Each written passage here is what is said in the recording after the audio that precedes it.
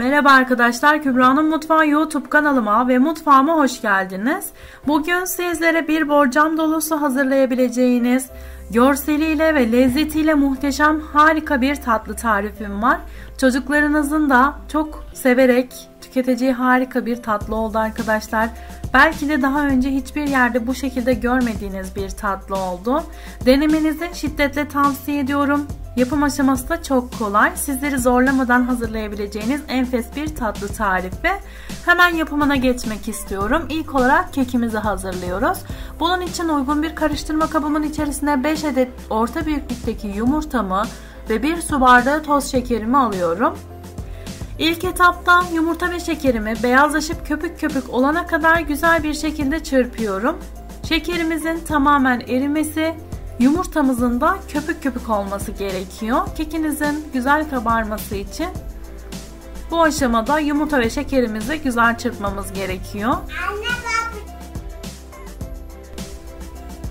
Yumurta ve şekerim bu aşamaya gelene kadar güzelce çırptım. Bu aşamadan sonra içerisine 1 su bardağı süt, 1 su bardağından 2 parmak eksik sıvı yağ ve hazırlamış olduğum 1 su bardağı ıspanak püremi ekliyorum ve çırpmaya devam ediyorum. Ispanak püremi hazırlarken yaklaşık 8-10 tane ıspanak yaprağımı güzel bir şekilde yıkadım.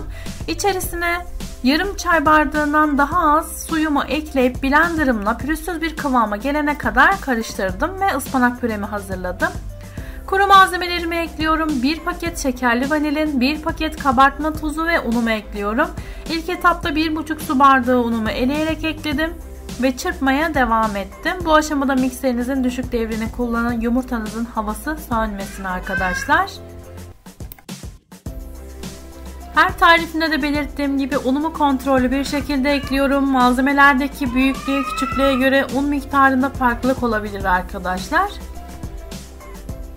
Un ekleyip kıvamını ayarlayana kadar çırpmaya devam ediyorum. 3 su bardağına yakın un kullandım. Dediğim gibi kontrollü eklemenizi tavsiye ederim. Son aşamadaki kıvamının bu şekilde olması gerekiyor.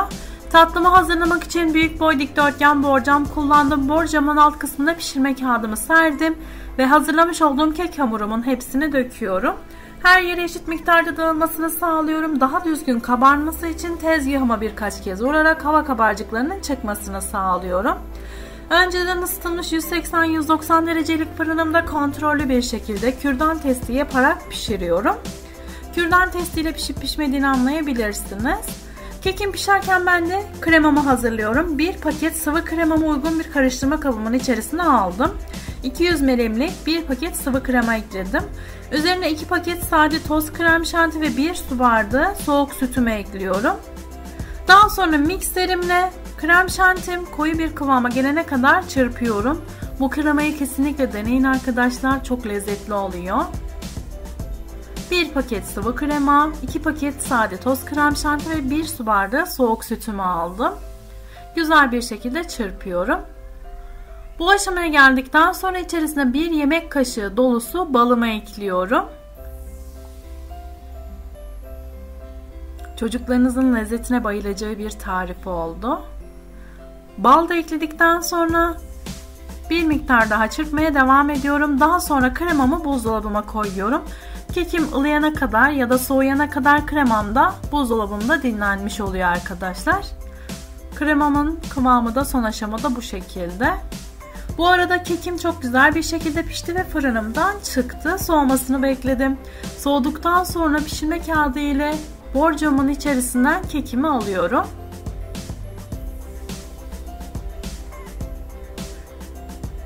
Daha sonra kekimi 2 eşit parçaya böleceğim. Orta kısmından 2'ye kesiyorum bu şekilde. Kesme aparatınız varsa onu da kullanabilirsiniz. Ben bıçak yardımıyla 2 parçaya böldüm.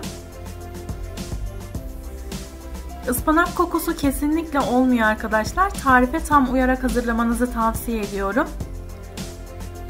Kestikten sonra üst kısmındaki kekimi alıyorum. Bölmeden dikkatli bir şekilde alalım. Alması zor gelirse orta kısmından keserek o şekilde de alabilirsiniz. Üst kısımdan almış olduğum kekimi borcamın alt tabanına yerleştirdim. Daha sonra hazırlamış olduğum kremamın hepsini kekimin üzerine alıyorum. Kekimizi süt ile ıslatmayalım arkadaşlar. Süt ile ıslatmamıza gerek yok. Yumuşacık bir tarif. Spatula yardımıyla her yerine eşit miktarda dağıtıyorum ve güzel bir şekilde düzeltiyorum.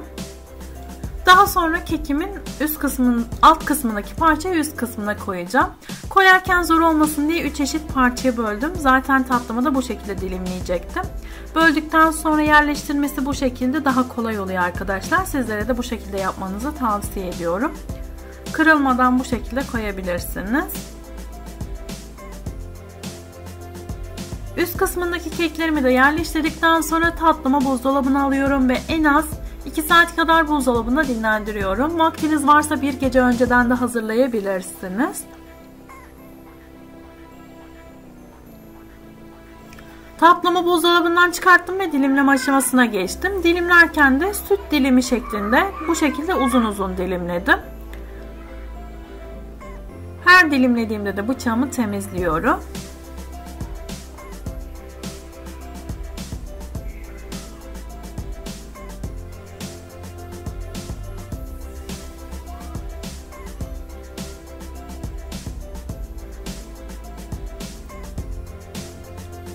...18 adet bu şekilde tatlı elde ettim. Dilimleme aşaması tamamen sizlere kalmış arkadaşlar. Kare dilimler de yapabilirsiniz.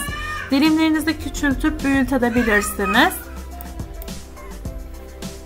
Bu şekilde orta kısımlarından da tatlımı dilimliyorum.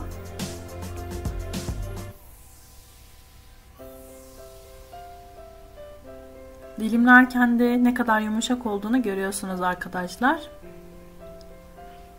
Tatlımı dilimleme aşamasını tamamladıktan sonra bıçak veya spatula yardımıyla tatlılarımın ara kısmından bu şekilde birer miktar açıyorum.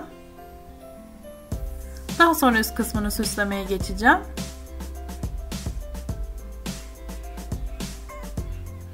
Marketten aldığınız süt dilimlerinden çok ve kat kat daha lezzetli bir tatlı oldu arkadaşlar.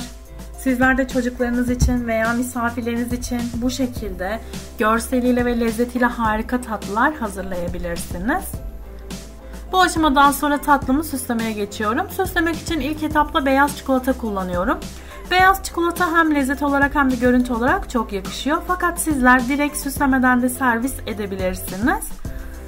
Bir paket beyaz çikolatamı benmari usulü eritip içerisine bir tatlı kaşığı sıvı yağımı ekleyip karıştırdım. Daha sonra bir sıkma torbamın içerisine koyarak uç kısmına delik açtım. Tatlılarımın üzerine bu şekilde sıktım. Bir paket sade beyaz çikolata tam yeterli geldi arkadaşlar. Görüntüsü bu şekilde bile gerçekten harika oldu. Son olarak üst kısımlarına Antep fıstığımdan birer miktar koydum ve süsleme işlemini de bitirmiş oldum. Süsleme aşaması tamamen sizlere kalmış. Dilediğiniz şekillerde farklı malzemeler kullanarak da süslemeler yapabilirsiniz. Gördüğünüz gibi görüntüsüyle herkese büyüleyecek bir tarif oldu. Süsledikten sonra tatlımızı servis ediyoruz. Vaktiniz varsa veya ne zaman servis etmek istiyorsanız o zaman da servis yapabilirsiniz. Şimdi bir dilim çıkartarak sizlere iç görüntüsünü de göstermek istiyorum. Spatula yardımıyla bir tanesini çıkartıyorum.